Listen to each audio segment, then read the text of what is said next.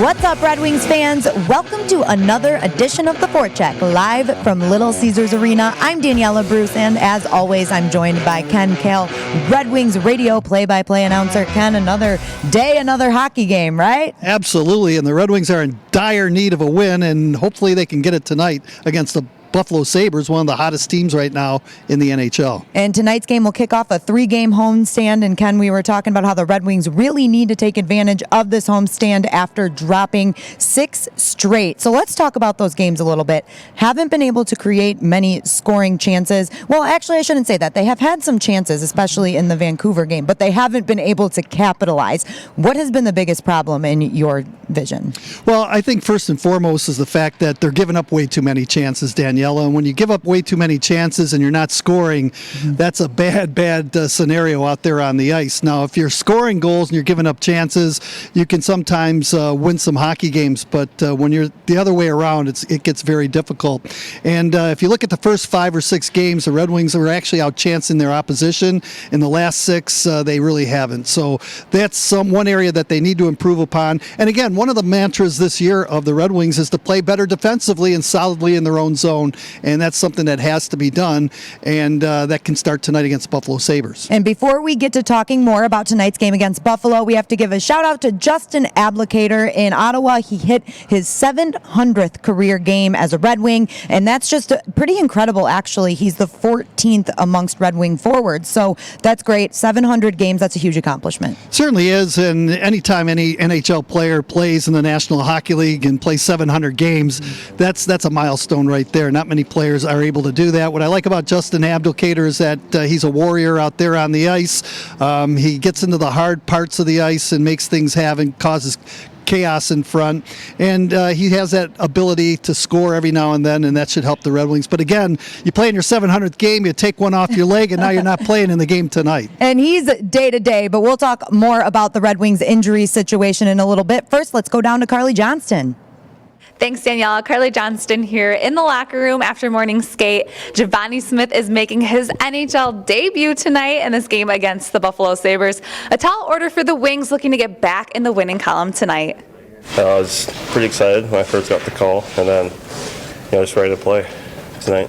What's been the key for you to getting off to a good start in Grand Rapids this season?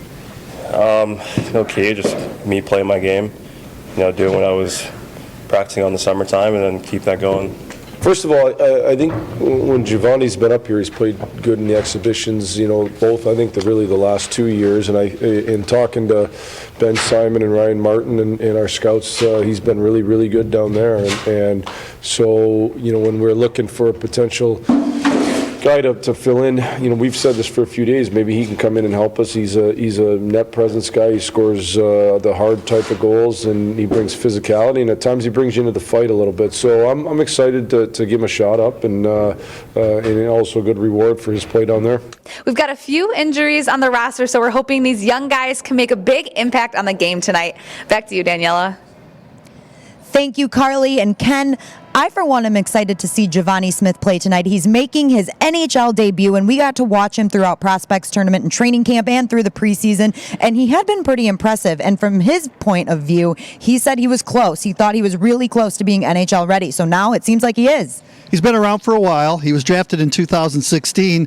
And what I like most about the fact that he's coming up here is that he's earned the opportunity to be here and be on this Detroit Red Wings team.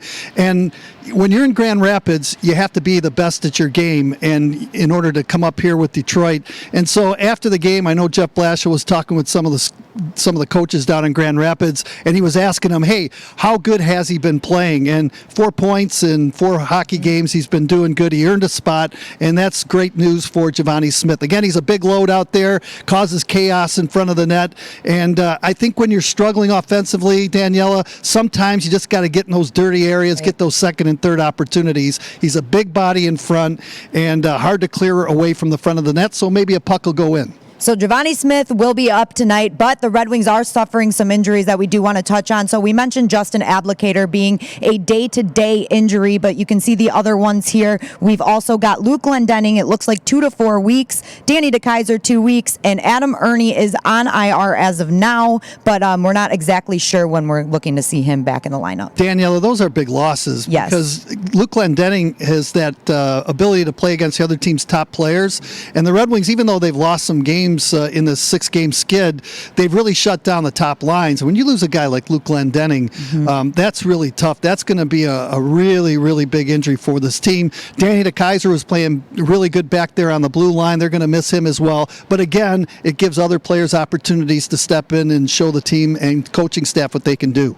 Like you said, Ken, good opportunity for some guys to step up. Those are some big losses for the Red Wings heading into tonight. And I know we've been talking about the Red Wings' lack of scoring, but one guy that has seemed to get on the board quite a bit this season is Anthony Mantha, and he's going to be up against another power forward in the league in Jack Eichel. Both of these guys are leading their teams in points, so it should be pretty exciting to see them both on the ice tonight. Jack Eichel has been terrific. Yes. He's had 2 4-point games already this season, and it seems like the puck's just following him. Finally, he's come of age.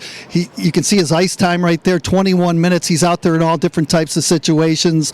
You know, Mantha has 3 points in his last 5 games. He continues to play well for Detroit. But again, the Red Wings need to get other guys going. Dylan Larkin doesn't have a point in his last 5 games. He's got to get it going. Andreas Athanasiou has had his chances. I thought he played really well against the Ottawa Senators, but he's got to find the back of the net, put some points on the board. So it's got to be spread out, the offense. And until that happens, the Red Wings are struggling. So hopefully some of the other guys can pick up the slack, and it's not just Anthony Mantha. And Ken, you mentioned 2 big names there in Dylan Larkin and Andreas Athanasiou, who haven't really found the score sheet very much this season, and they ended last season on a hot streak. They were both playing really well. What do you think it is about their game that they're just not finding yet?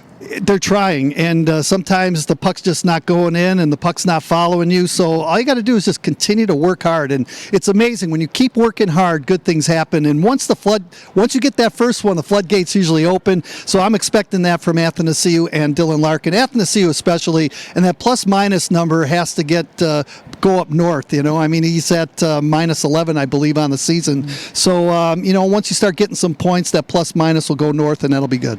Ken, I have a feeling we're going to get a feisty Buffalo team tonight. They lost last night 6-2 to the Rangers, so they're going to come out on fire. What do the Red Wings have to do? One thing, what's the key to tonight's game? Stay out of the penalty box. The power play is pretty terrific for the Buffalo Sabres, but another thing is you got to dictate the play, and you got to go out there, and you got to be on the attack. You can't sit back. In the National Hockey League, it's all about attacking, being in that offensive zone, grinding it out around the corners, and like I said before, get in front of the net.